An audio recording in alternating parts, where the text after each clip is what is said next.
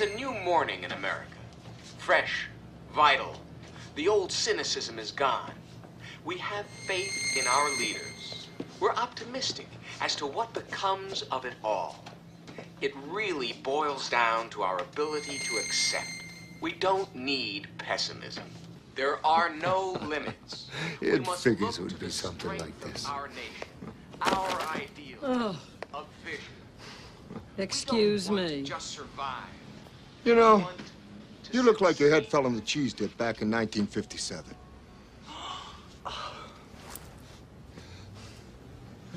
You're okay. This one, real ugly. Oh. You see, I take these glasses off, she looks like a regular person, doesn't she, huh? Put them back on, formaldehyde face. That's what we got. That's enough out of you. You get out or I call the cops. Call the cops? You know what you need? You need a Brazilian plastic surgeon.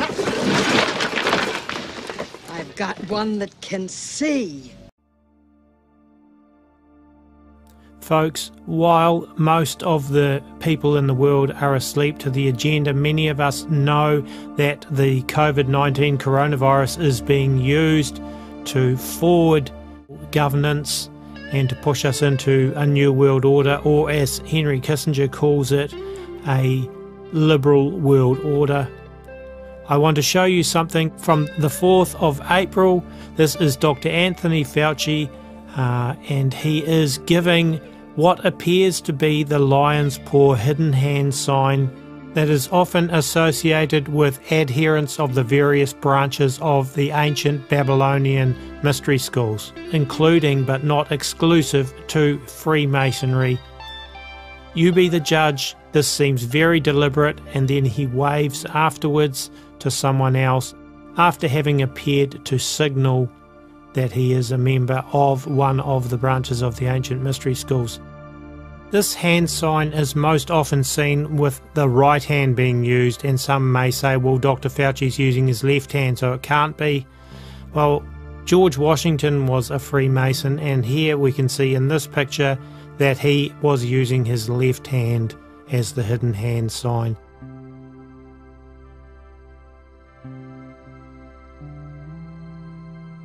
And it is probably no coincidence that Dr. Anthony S. Fauci, the head of the National Institute of Allergy and Infectious Diseases and a point person on the federal government's response to coronavirus, graduated from the Holy Cross Jesuit College in Worcester in 1962. I'm not going to say any more about this at the moment, but I thought it was worth bringing it to people's attention, and you can do with it what you will.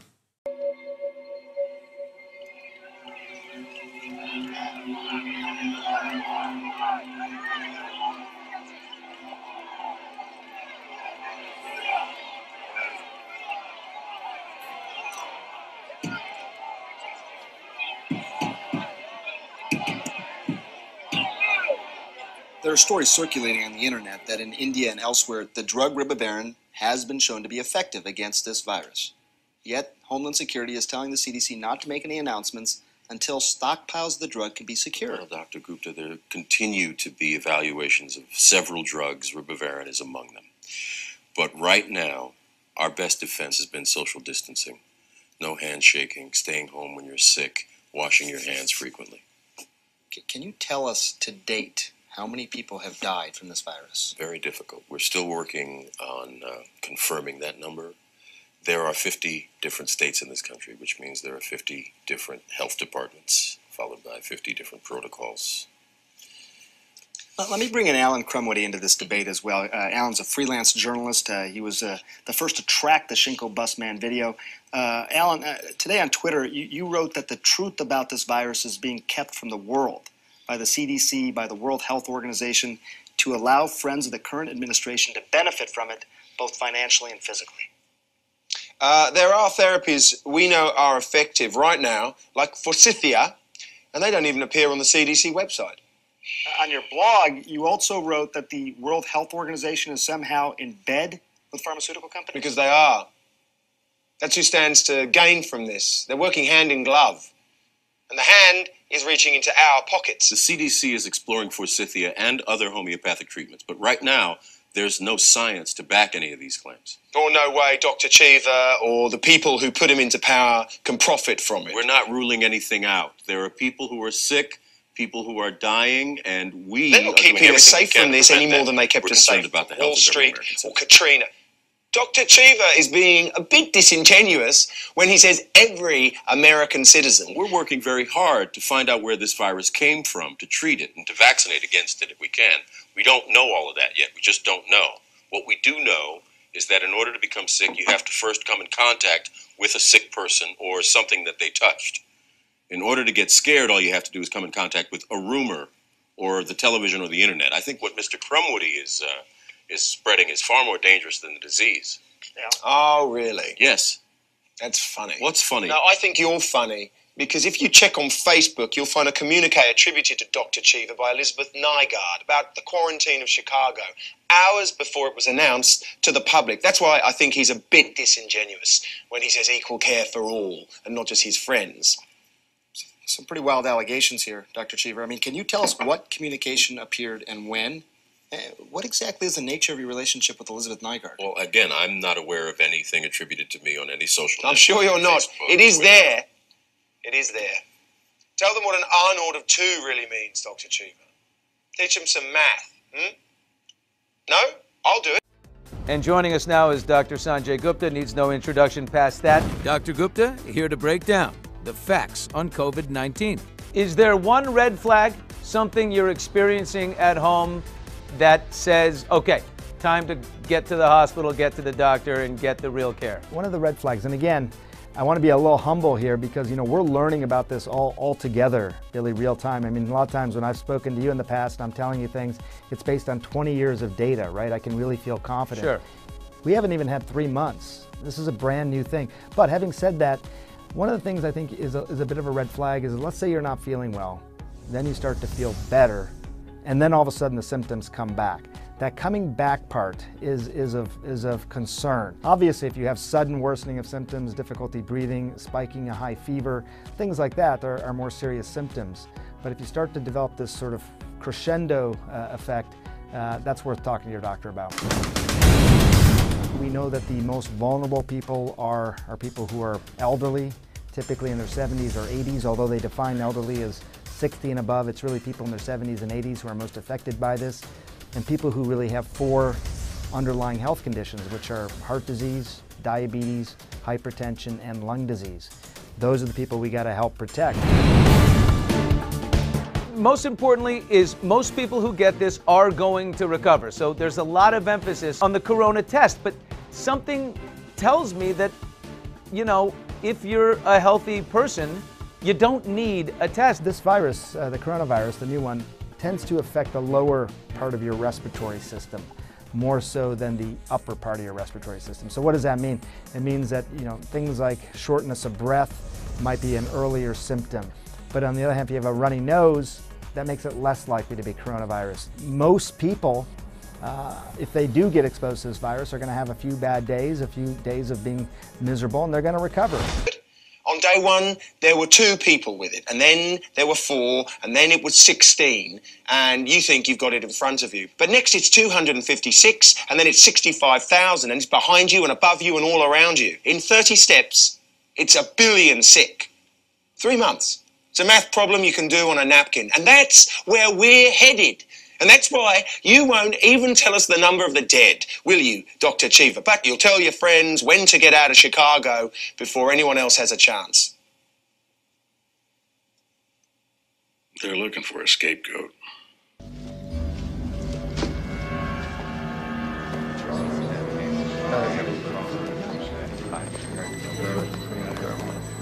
He's a tall Caucasian male, doesn't appear armed, wearing sunglasses. I don't like this one bit. Not one bit. Vice President Dick Cheney, the man who's only a heartbeat away from the presidency, is actually a blood relation. He's President Bush's 9th cousin once removed. Cheney's cousin Barack Obama is also Bush's 11th cousin and the 9th cousin of Brad Pitt. But we're only just getting started. President Lincoln was President Bush's 7th cousin 5 times removed. And Bush shared more than just a ballot with John Kerry. That's right, they're 9th cousins twice removed. There's also royalty in the Bush bloodline. Princess Diana was Bush's 11th cousin twice removed. And then there's this bombshell. Sure, she may have been singing to JFK, but what about GWB? He is, after all, her 9th cousin 3 times removed. He's also related to Playboy founder Hugh Hefner, even Pocahontas, and Vlad the Impaler. Trace the family tree far enough, and you get Madonna.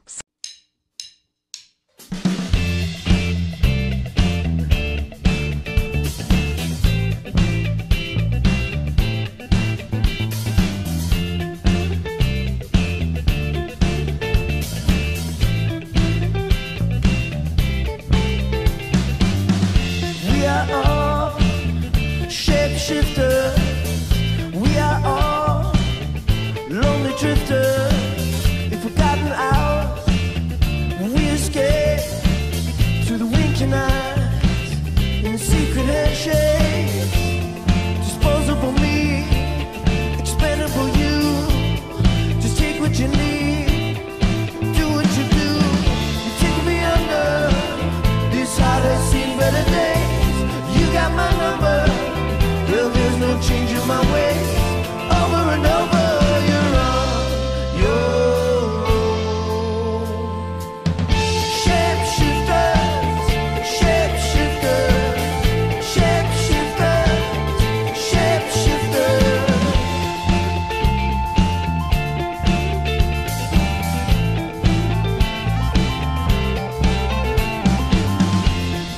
Running from me, I'm hiding from you. There goes my alter ego. You know everyone that I know.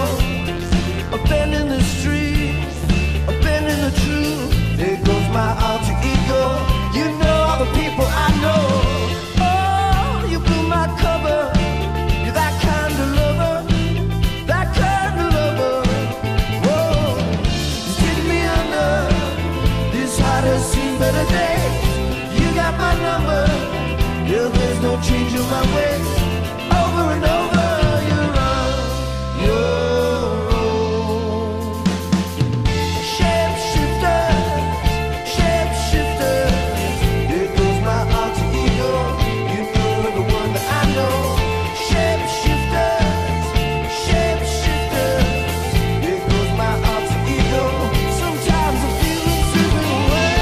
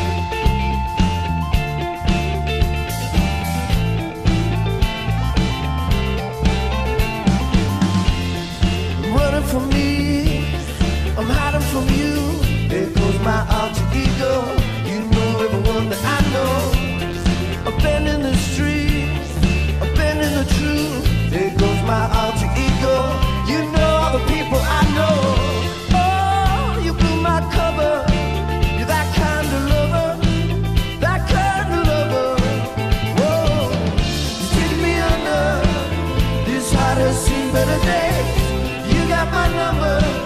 Girl, there's no change in my ways.